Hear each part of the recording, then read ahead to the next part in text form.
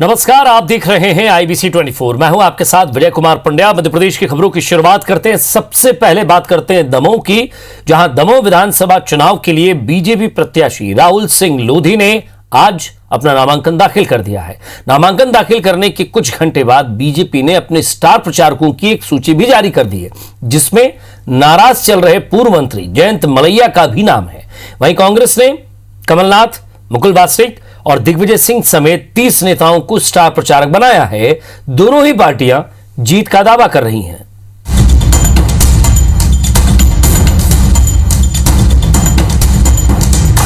दमोह विधानसभा उपचुनाव के लिए बिछी सियासी बिसात में बीजेपी प्रत्याशी राहुल सिंह लोधी ने नामांकन भरकर अपने अभियान का आगाज कर दिया है। नामांकन के दौरान सीएम शिवराज सिंह चौहान और प्रदेश बीजेपी अध्यक्ष BD शर्मा भी मौजूद रहे। इस दौरान कांग्रेस से विधायक रह चुके मुकेश नायक के भाई सतीश नायक ने भारतीय जनता पार्टी का दामन थामा। पार्टी से नाराज चल रहे जयंत मलैया को साधने के लिए सीएम उनके घर भी गए। राहुल चुनाव नहीं लड़ रहा है, ये पूरा नेतृत्व चुनाव लड़ रहा है। भारतीय जनता पार्टी चुनाव लड़ रही है और मैं आपको विश्वास दिलाता हूँ, ये राहुल जयंत मलैया के आशीर्वाद से, भारतीय जनता पार्टी के नेतृत्व के आशीर्वाद से आपकी सेवा में कोई कसर नहीं छोड़ेगा। उपचुनाव को भारतीय जनता पार्टी अपने संगठन तंत्र के मजबूती के आधार पर प्रचंड बहुमत से जीतेगी। नामांकन के बाद सीएम शिवराज ने आम सभा को संबोधित किया और जनता से जीत का आशीर्वाद मांगा। कांग्रेस ने सीएम शिवराज की सभा की तस्वीर को ट्वीट करते हुए पूछा कि पोस्टर से ज्योतिरादित्य सिंधिया का फोटो क्यों गायब है? क्या बीजेपी सिंधिया को पोस्टर में जगह देने लायक भी नहीं छोड़ना चाहती?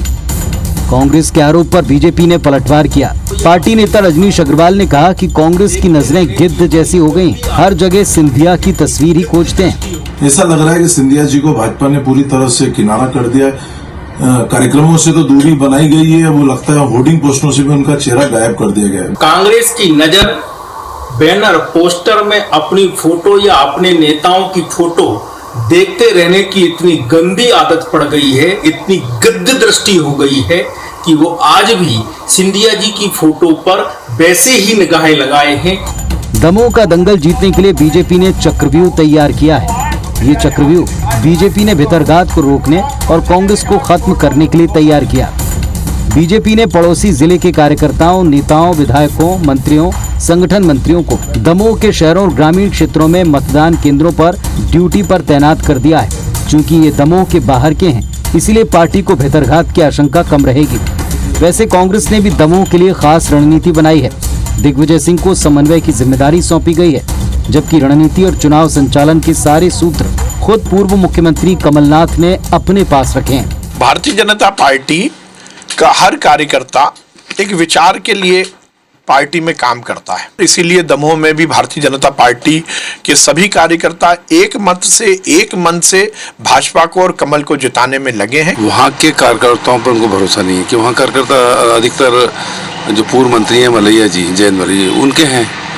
उन पे भरोसा नहीं करके ये बाहर से आसपास के जिलों के कार्यकर्ताओं को जिम्मेदारी दे रहे हैं। यही मैं समझता हूँ कि दमोह के चुनाव में जो टूटन की स्थिति है भारतीय जनता पार्टी की, वो झलक रही है। दमोह का उपचुनाव बीजेपी और कांग्रेस दोनों के लिए प्रतिष्ठा का सवाल बन चुका है। दोनों ही पार्टियां जीत के लिए एड़ी चोटी का जोर लगा रही हैं।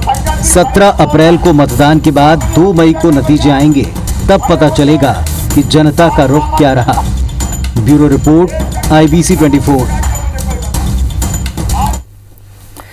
और पश्चिम बंगाल के चुनावी रण में आखिरकार बीजेपी के राज्यसभा सांसद ज्योतिरादित्य सिंधिया की भी एंट्री हो गई है। बीजेपी ने सिंधिया को बंगाल में स्टार प्रचारकों की सूची में शामिल किया है। उन्हें विधानसभा चुनाव के चौथे चरण के लिए जारी स्टार प्रचारकों की सूची में शामिल किया गया। इसमें सिंधिया समर्थकों में खुशी की लहर है। आज जबलपुर पहुंचे प्रद्युम्न सिंह तोमर ने कहा कि सिंधिया की छवि अच्छी है, जिसका फायदा बंगाल चुनाव में बीजेपी को जरूर मिलेगा। सिंधिया के बंगाल में स्टार प्रचारक बनने पर कांग्रेस के पूर्व मंत्री PC शर्मा ने तंज कसा है। पश्चिम बंगाल के चुनाव प्रचार खत्म होने पर बीजेपी को उनकी याद आई है, ये सिंधिया का अपमान है। बाकी बीजेपी के नेताओं को लगता है उनके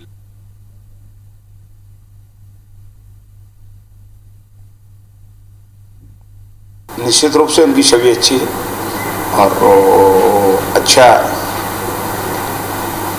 छवि है उनकी, उसका फायदा पार्टी को मिलेगा। जब चुनाव खत्म होने जा रहा है तब स्टार प्रचारक बना रहे हैं, तो ये भी एक मैं समझता हूँ कि कहीं न कहीं सम्मान की बात नहीं, एक तरह से अपमान ही है। और जो सम्मान उनका कांग्रेस पार्टी में था वो कभी बीजेपी में हो नहीं सकता। कांग्रेस को भिड़ाने के अलावा फूट डालो और राज करो की नीति अपनाकर काम कर रहे हैं। सिंधिया जी ने न्याय की लड़ाई लड़ी है। सिंधिया जी ने इस बात को स्थापित किया है कि वो कुर्सी के लिए या पद के लिए राजनीति नहीं करते, विचार के लिए और विकास के लिए राजनीति करते हैं। वो एक बड़े नेता हैं, हमारे नेता हैं, उनको स्टार प्रचारक बनाया गया, उसका निश्चित रूप से फायदा बंगाल में भाजपा को मिलेगा। एमपी में बीजेपी सरकार की गठन के करीब साल भर बाद सीएम शिवराज सिंह चौहान अपने मंत्रियों को जिलों का प्रभार देने जा रहे हैं। इसमें सीनियर मंत्रियों को भोपाल, इंदौर जैसे बड़े जिलों का प्रभार दिया जाना तय है। वहीं सिंधिया समर्थक मंत्रियों में से ज्यादातर को ग्वालियर, चंबल में एडजस्ट किया जा सकता है। सूची लगभग फाइनल होने को है। माना जा रहा है कि जल्द ही मंत्रियों को जिले के प्रभार दे दिए जाएंगे। अगले महीने के पहले हफ्ते में मंत्रियों को प्रभार दिए जा सकते हैं। इस पर कैबिनेट मंत्री विश्वास सारंग ने कहा कि ये सीएम का विशेषाधिकार है, वो जिससे चाहें जिस जिले का प्रभार दे दें। वहीं कांग्रेस का कहना है कि बीजेपी में सत्ता और संगठन के बीच मतभेद है, इसीलिए प्रभार देने में इतनी देर लगी है।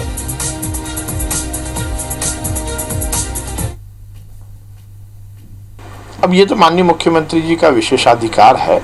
माननीय मुख्यमंत्री जी उचित समय पर उचित निर्णय लेंगे। कांग्रेस देरी होने पर सवाल उठा रही है सर। कांग्रेस को अधिकार ही नहीं है इस बात का बोलने का। हमारी सरकार सुचारू रूप से चल रही है और हर क्षेत्र में भारतीय जनता पार्टी ने विकास की गंगा को बहाया है। कांग्रेस अपने अंदर पार्टी को संभालने में लगे तो उनका भविष्य ठीक रहेगा। बीजेपी के अंदर कई गुट बोंग हैं, वो अलग अलग चाह रहे हैं कि बड़े बड़े इंदौर, ग्वालियर और भोपाल, उज्जैन, जबलपुर जैसे जिले उनको मिले। तो ये सब पावर की लड़ाई जो अब चरम पे पहुंच रही है बीजेपी में, उसके नतीजे हैं। और मध्य प्रदेश में छोटे बच्चों के स्कूल अभी नहीं खुलेंगे। पहली से लेकर 8वीं तक के सभी सरकारी और निजी स्कूलों पर 15 अप्रैल तक वहां बंद रहने के आदेश हैं। वहीं 9वीं से लेकर 12वीं तक की क्लासेस पहले के जारी आदेश के अनुसार 1 अप्रैल से संचालित की जा सकेंगी। इसमें पेरेंट्स की सहमति जरूरी होगी। प्रदेश में अभी 31 मार्च तक सभी तरह के शिक्षण संस्थान बंद किए गए थे। नए आदेश में कहा गया है कि 4 दिसंबर 2020 को हुई बैठक में कक्षा 1 से लेकर 8वीं तक की क्लास 31 मार्च तक बंद रखने का फैसला किया गया था। कोरोना संक्रमण देखते हुए अब इन्हें 15 अप्रैल तक बंद रखा जाएगा। यह आदेश सभी जिला कलेक्टर्स को जारी किया गया है। कोरोना काल में 8वीं तक के स्कूल लगातार बंद चल रहे हैं। मार्च में बढ़ते कोरोना के मामलों को देखते हुए अचानक ये फैसला लेकर इन्हें भी बंद करना पड़ा था।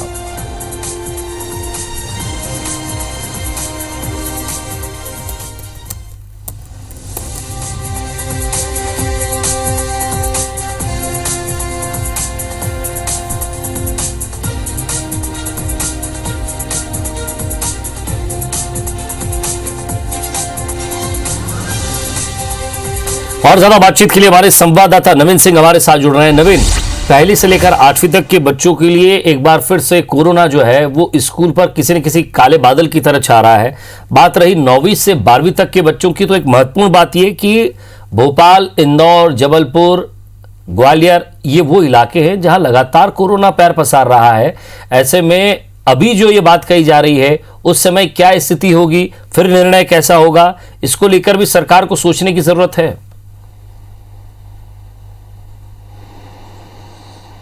देखिए बिल्कुल विजय, मध्य प्रदेश में कोरोना के लगातार केसेस बढ़ते जा रहे हैं। खुद मुख्यमंत्री शिवराज सिंह चौहान और मध्य प्रदेश की पूरी सरकार इस बात को लेकर चिंतित है। बतौर रोज मुख्यमंत्री शिवराज सिंह चौहान कोरोना की समीक्षा बैठक कर रहे हैं और तमाम जो संबंधित विभाग हैं उनको दिशा निर्देश दे रहे हैं। तो इसी कड़ी में स्कूल शिक्षा विभाग का ये फैसला है। पहली से 8वीं तक, चूंकि स्कूल पहले से ही पिछले जो आदेश हैं उसके मुताबिक 31 मार्च 2021 तक बंद थे और इस आदेश को आगे बढ़ाया गया है। अब 1 अप्रैल से 15 अप्रैल तक इस आदेश को कंटिन्यू किया गया है। 15 अप्रैल तक कम से कम पहली से लेकर 8वीं तक के स्कूल नहीं खुलेंगे और ऑनलाइन क्लासेस पर जोर दिया गया है। हालांकि मध्य प्रदेश के कई सारे प्राइवेट स्कूल हैं जिन्होंने ऑनलाइन क्लासेस का अपना कार्यक्रम भी जारी कर दिया है। बच्चों को, उनके पेरेंट्स को ये बता दिया गया है कि 6 अप्रैल से उनकी जो क्लासेस हैं नेक्स्ट अगले जो क्लासेस हैं वो शुरू हो जाएंगी ऑनलाइन। साथ ही साथ 9वीं से 12वीं तक के जो बच्चे हैं उनके लिए ज़रूर स्कूल खुलेंगे, लेकिन उसमें भी काफ़ी सारी शर्तें हैं। सोशल डिस्टेंसिंग और कोरोना के तमाम प्रोटोकॉल फॉलो करने पड़ेंगे सरकारी स्कूलों को, प्राइवेट स्कूलों को। साथ ही साथ अगर वो बच्चा आना चाहता है, अगर उसके जो पालक हैं वो सहमत हैं और वो चाहते हैं कि उनका बच्चा स्कूल जाए, तो पेरेंट्स की सहमति पत्र के साथ ही उन बच्चों को स्कूल में एंट्री मिलेगी। ऐसी भी शर्त स्कूल शिक्षा विभाग ने रखी है। लगातार मामले बढ़ते जा रहे हैं, जाहिर है सरकार से लेकर स्कूल शिक्षा विभाग भी चिंतित है। स्कूलों में उस तरीके के इंतज़ाम भी अब प्रशासन को और स्कूल शिक्षा विभाग को करने पड़ेंगे, चाहे वो प्राइवेट स्कूल हो या फिर गवर्नमेंट स्कूल हो। फिलहाल लगता ऐसा है कि आने वाले दिनों में कुछ केसेस में कमी आएगी, इसलिए एक छोटी सी अवधि के लिए इस आदेश को पारित किया गया है 15 अप्रैल तक। सरकार को उम्मीद है कि जो सख्ती ज़िलों में की जा रही है उस सख्ती का कुछ असर दिखेगा और जब केसेस कम आने लगेंगे, स्थितियां फिर जब पटरी पे आएंगी विजय, उसके बाद से क्लासेस वापस शुरू हो सकती हैं।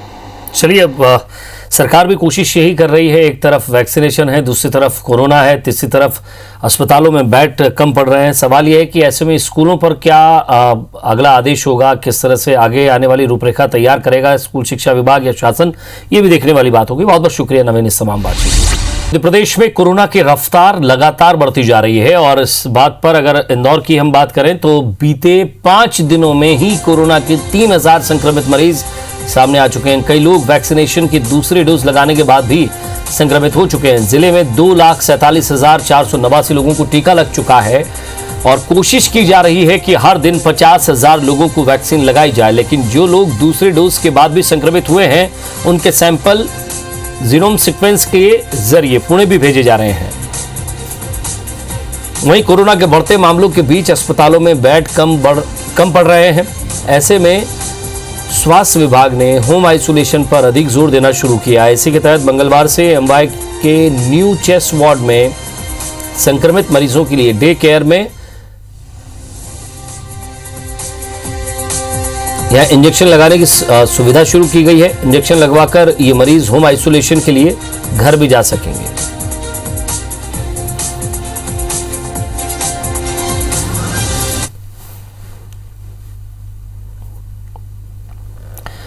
मध्य प्रदेश में सबसे ज्यादा भोपाल और इंदौर में कोरोना का संक्रमण है, इसलिए यहां वैक्सीनेशन पर खास ध्यान दिया जा रहा है। राजधानी भोपाल को वैक्सीनेशन के लिए 8 ब्लॉकों में बांटा गया ताकि स्वास्थ्य विभाग के कर्मचारियों को आसानी हो। 1 अप्रैल से 45 साल से ज्यादा उम्र के व्यक्तियों का टीकाकरण होना है। शहर के 170 केंद्रों में वैक्सीन लगाई जाएगी। बात इंदौर की करें तो यहां भी टीकाकरण पर ज्यादा फोकस किया जा रहा है। जिला प्रशासन ने रोजाना 50,000 लोगों को वैक्सीन लगाने का लक्ष्य रखा है। शहर में 239 वैक्सीनेशन सेंटर बनाए गए हैं। 1 अप्रैल से यहां वैक्सीनेशन किया जाएगा।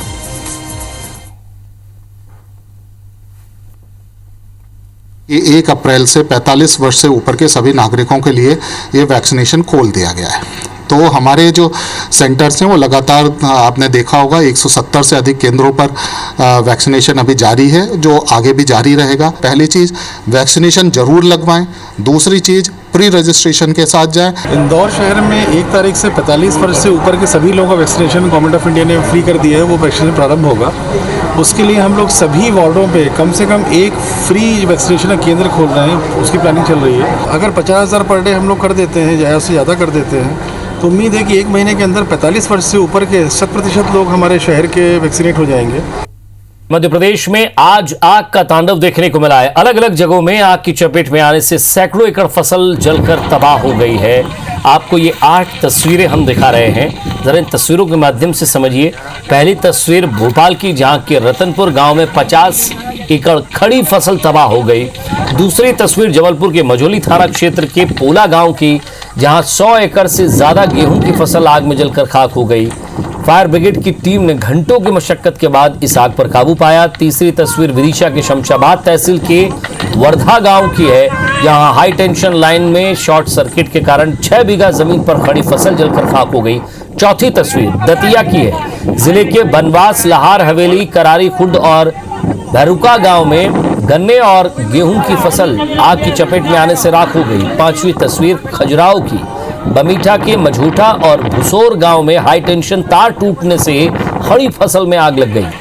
होशंगाबाद के पंजार कल्लल और बूरिया खुर्द गांव में 50 एकड़ गेहूं की फसल जलकर खाक हो गई है। तो पन्ना के बांस नर्सरी में करीब 5 दिनों से आग लगी हुई है, जिसे बुझाने की कोशिश लगातार की जा रही है।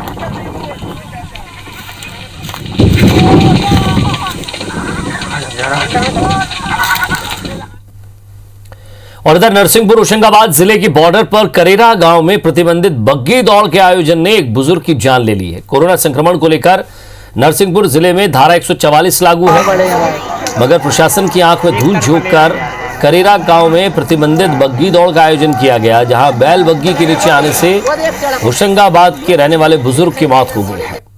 तस्वीरों में आप देख सकते हैं कि किस तरह बग्गी दौड़ में कई बग्गियां दौड़ती हैं। इसी दौरान बुजुर्ग के ऊपर से बग्गी गुजरती है और फिर वृद्ध की मौत हो जाती है। मगर असल बात तो यह कि आयोजन को लेकर दोनों ही जिलों की पुलिस को भनक तक नहीं लगी, जबकि महज 8 किलोमीटर दूर ही थाना है। कोरोना काल में 5000 लोगों की भीड़, वो भी बगैर अनुमति आयोजन, नरसिंहपुर जिला प्रशासन की घोर लापरवाही उजागर करता है। नरसिंहपुर जिले में आए दिन ऐसी प्रतियोगिताएं होती रहती है। मूक जानवरों पर अत्याचार होता रहता है और पशु क्रूरता अधिनियम की अनदेखी के बावजूद प्रशासन मूक दर्शक बना रहता है।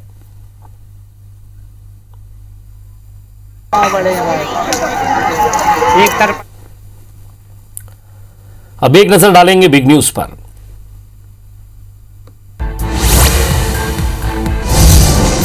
पीएम नरेंद्र मोदी ने तमिलनाडु के धारापुरम में चुनावी रैली को संबोधित किया। उन्होंने कहा कि भारत को तमिलनाडु की संस्कृति पर गर्व है। मेरी जिंदगी का सबसे खुशी का पल तब था जब मुझे दुनिया की सबसे पुरानी भाषा तमिल में संयुक्त राष्ट्र संघ में कुछ शब्द कहने का मौका मिला। पीएम नरेंद्र मोदी ने केरल के पलक्कड़ में जनसभा को संबोधित किया। पीएम ने एलडीएफ और यूडीएफ पर निशाना साधते हुए दोनों पर फिक्सिंग का आरोप लगाया। उन्होंने कहा कि आज के युवा पूछ रहे हैं कि दोनों मिलकर अल्टरनेट में राज्य की सत्ता की मलाई खाते।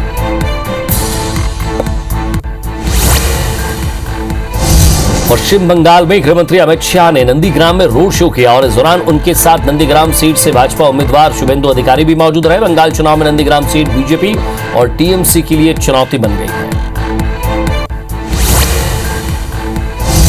पश्चिम बंगाल के नंदीग्राम में सीएम ममता बनर्जी ने व्हीलचेयर पर पदयात्रा निकाली। टीएमसी के हजारों कार्यकर्ता ममता की पदयात्रा में शामिल हुए। पश्चिम बंगाल चुनाव का मुख्य केंद्र नंदीग्राम ही बना हुआ है। नंदीग्राम में शुभेंदु अधिकारी अपनी ताल ठोक रहे हैं।